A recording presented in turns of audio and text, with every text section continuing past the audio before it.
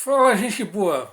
Infelizmente, né, um dos assuntos do momento em Joinville, desde a tarde da última sexta-feira, é aquele incêndio, aquela tragédia mais do que anunciada, né, na parte abandonada da antiga fábrica da Antártica em Joinville, né, e que hoje ou deveria ser, né, na teoria, um complexo de arte e cultura, né, cidadela cultural. Mas afinal de contas, como que surgiu aquilo? Quando que começou essa história?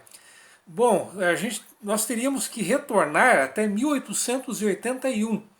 Foi nessa data que um imigrante vindo da Alemanha, chamado Alfred Tiede, ele acabou se radicando em Joinville.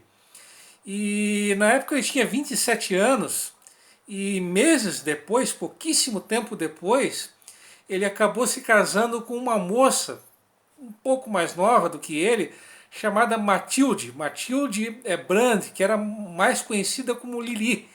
Então ela também veio da Alemanha, ela também veio naquele mesmo ano naquele mesmo ano de 1881, só que num outro navio.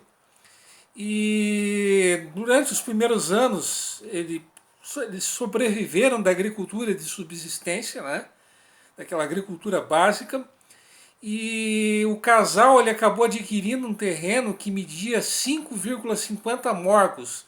Isso é que seria equivalente hoje a 2.400 metros quadrados. Justamente nesse local onde hoje existe ou deveria existir a Cidadela Cultural, né? E o Alfred, ele era mestre cervejeiro. E por uma dessas incríveis e absurdas coincidências, no fundo desse terreno havia uma fonte de água. E oficialmente, em 1º de janeiro de 1889, ele criou uma cervejaria própria, que era a Cervejaria Tiede. E essa cervejaria ela se tornou até bem afamada, bem famosa, né? Na Joinville da época, e era descrita como uma cerveja clara, uma cerveja encorpada e de sabor muito forte de alta fermentação. Só que em 1904 veio a tragédia.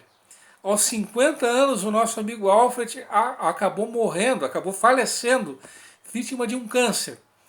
Só que havia ainda esse ainda era, por incrível que pareça, o menor dos males.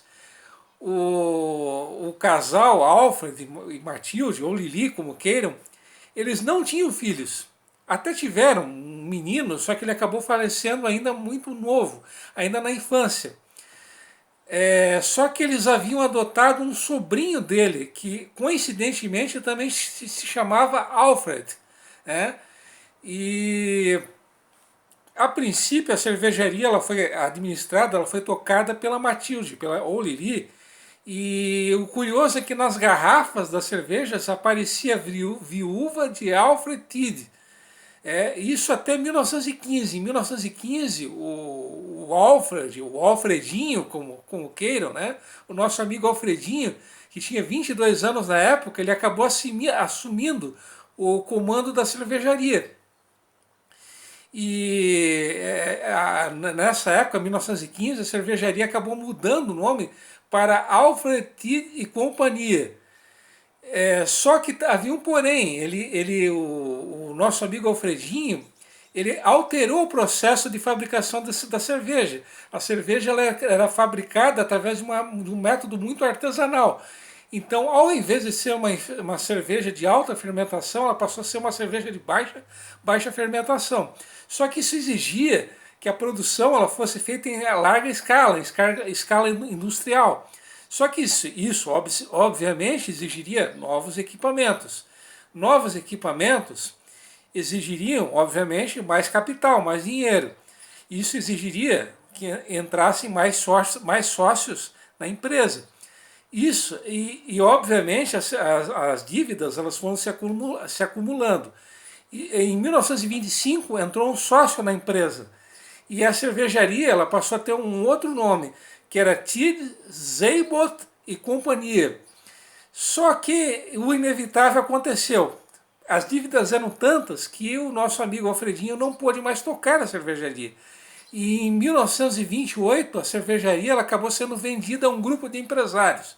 E entre esses empresários estava o Henrique Duá, que era o pai do Arnaldo Duá, sobre o qual eu comentei em um vídeo bem recente, por sinal, né? E em 1928, a cervejaria passou a ter o nome de Cervejaria Catarinense. E ela não se resumia apenas a cervejas.